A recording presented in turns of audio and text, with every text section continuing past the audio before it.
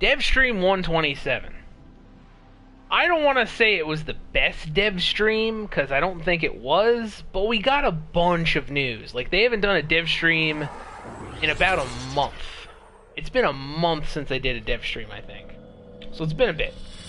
Your job is to for those who don't know, Vault Prime, I'm sorry, the Prime Vault is open, so Vault Prime and Loki are available. That means all of their parts and goodies are up for grabs in Relics. Oh god, I'm not gonna hack this in time, am I? There we go. So, that started, I think, on Tuesday, which is part of the reason why I want to be farming for Relics. And what better way than doing missions in the Void, right? But anyway, they showed off a couple of things. There's new operator cosmetics. I forget how many exactly. They also showed off some new Tenogen stuff, which I have to say, some of the new Tenogen skins and the new helmets and whatnot look absolutely amazing. So, if you're a huge fan of cosmetics, if you don't mind spending platinum on cosmetics, there is definitely something coming your way. What else do we got here? There's UI changes. There's 3 major UI changes happening within the... Well, there should be... There's 3 major menus that are having UI changes, right? There's the market, which I like. The relic screen, which is even better. And then the syndicate screen's kind of like a bonus. It's like, oh, well, here's this like cherry on top, but it's not really the best cherry, if you know what I'm saying. Additional life support has arrived. So the market, it looks a lot cleaner. Everything is kind of like bold, in your face. You know, you could, for newer players, it's really good. You could tell like, oh, okay, I don't have to spend platinum.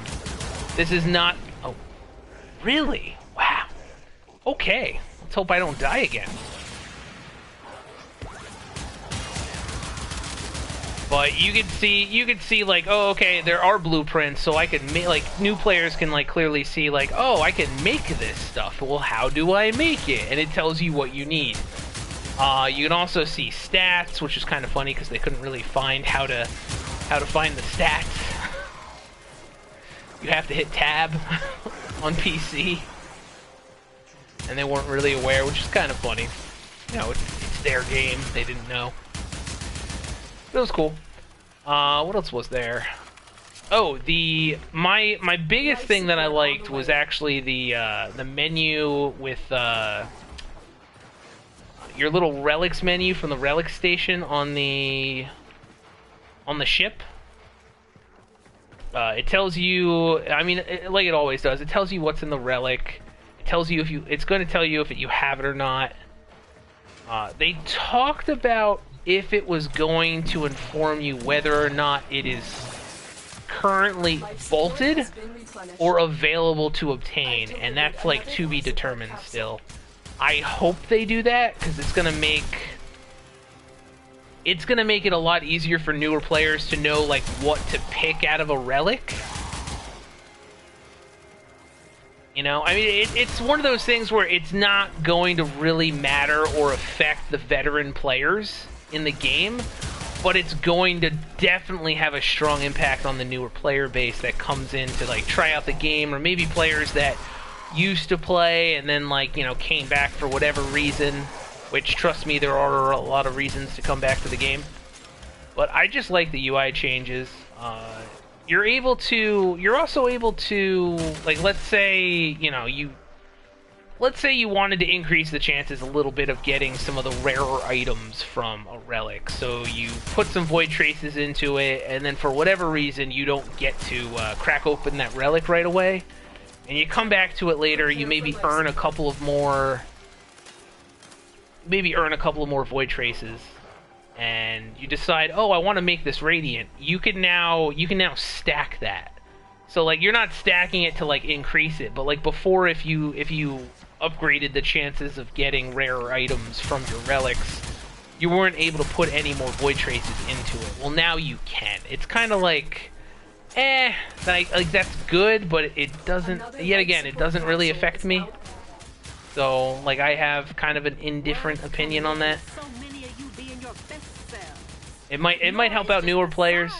I don't know. We'll see. The last thing was the syndicate screen. Literally all of the syndicates are going to be available on your syndicate stream. Your syndicate screen. It seems much more streamlined, and I mean all of them. Not just your regular syndicates, but you know your Ostron standing, your standing with like Fortuna activities. You know, even like the oddball stuff. So anything that you gain standing from, you're going to be able to access it from that menu, which is good. I mean, it's a lot easier. It's not like, oh, I have to go to the map and like find the relay. No, you could just go into. I need life support. But you could just go right into your syndicate station thing and you'll be fine. You'll be able to get right to where you want to go straight from your syndicate screen, which is great. Life support activated. Saves time, or presumably it will save time. But yet again, it's something I don't think that's going to affect too many players, but it's like a nice change that it would have been nicer to have a lot earlier on in the game. I'm gonna extract. But anyway, let's get the heckles out of here. There we go. What do we got going on? Okay, we went through the syndicate screen. Oh, they talked about, there's a new Korra Deluxe skin. I don't have Korra.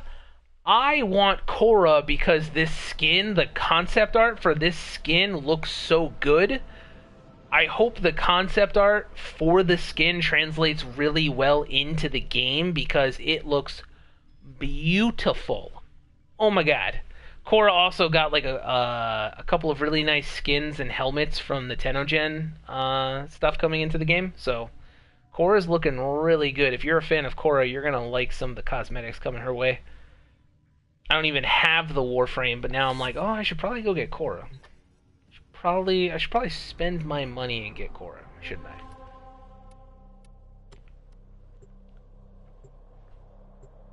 Okay, Nightwave. So the current Nightwave is going to end approximately on May 15th. There's going to be changes to the new Nightwave. I can't remember when exactly the date is for like the second Nightwave to start up. Sorry. They're adding in a catch-up mechanic for the next Nightwave. There's going to be... The catch-up mechanic is kind of like, so if you miss out on some challenges or whatnot, they're not lost to you. You can presumably complete them. It sounded like, oh, you'll be able to like go back and complete those challenges if you miss them, but you have to do like the current ones available to you for the week to then go back to prior ones. So it sounds like, oh, well, if I missed something, it's not a complete loss because I'll eventually be able to get access to it if I do the current stuff first. That's what it sounded like to me.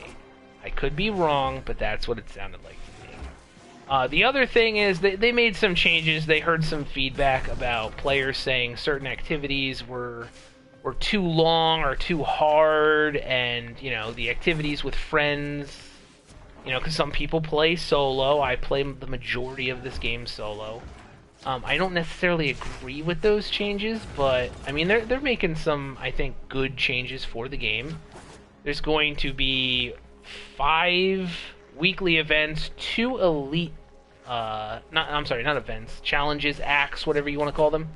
It's going to be 5 weekly ones and 2 elite weekly ones, instead of the 3 weeklies, the 3 elites. 40 wave defense missions are going to be reduced down to 20 waves, and 60-minute survivals are going to be reduced down to 30 minutes. They also mentioned that they're going to be adding in new challenges to the Night Wave. So hopefully the total list of things we can do in the Night Wave is going to expand. At least that's what it sounds like. Speaking of the Night Wave, it's that time.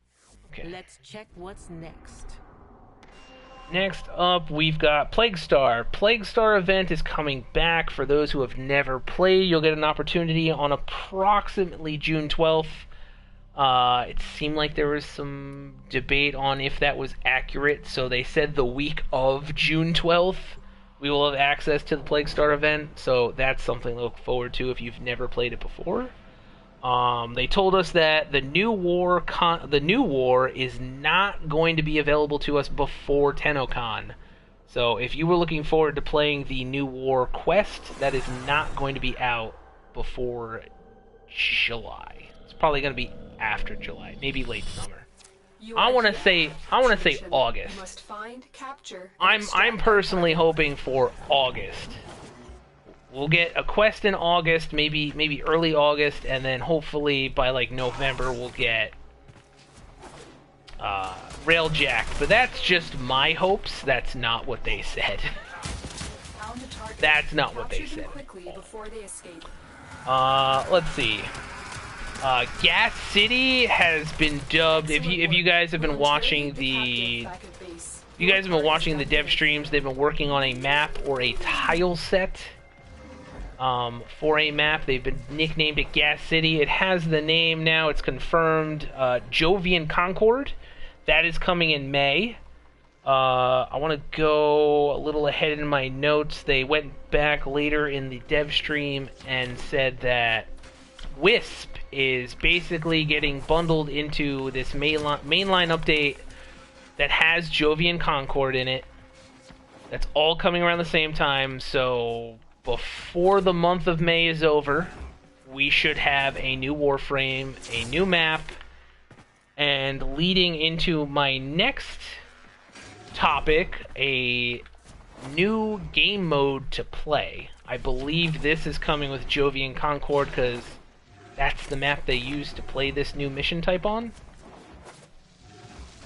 It looks really cool. It's called Disruption. Basically what you do is you kill enemies, you grab keys, and then the keys either give you a buff or a debuff, and they happen in waves. I think it's an endless mission. I think you can go in there as long as you could possibly last, but we'll see. I can't remember what exactly they said. So Disruption, it looks pretty cool. I like it. And with Disruption is also coming a clan event. I have been playing this game, well, I don't want to say almost religiously. I've been playing this game for quite a bit, since like the fall of 2017. Took a little break, got back into it last summer.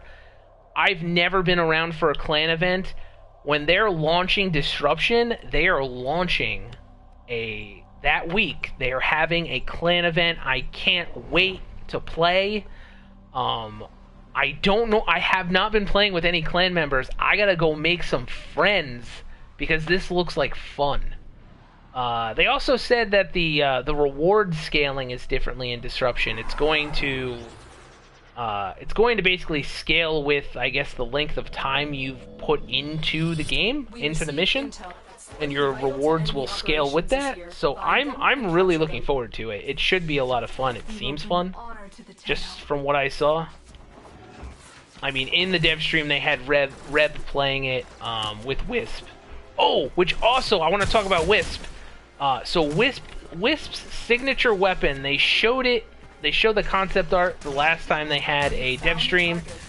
They showed us the actual weapon this time. It's a shotgun that is described as, let me get this right, a thunder cannon / lightning rifle.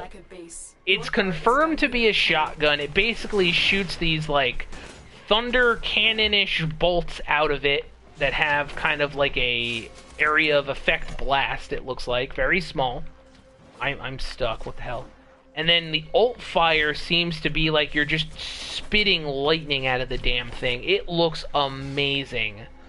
I think she had the basic color scheme on the weapon.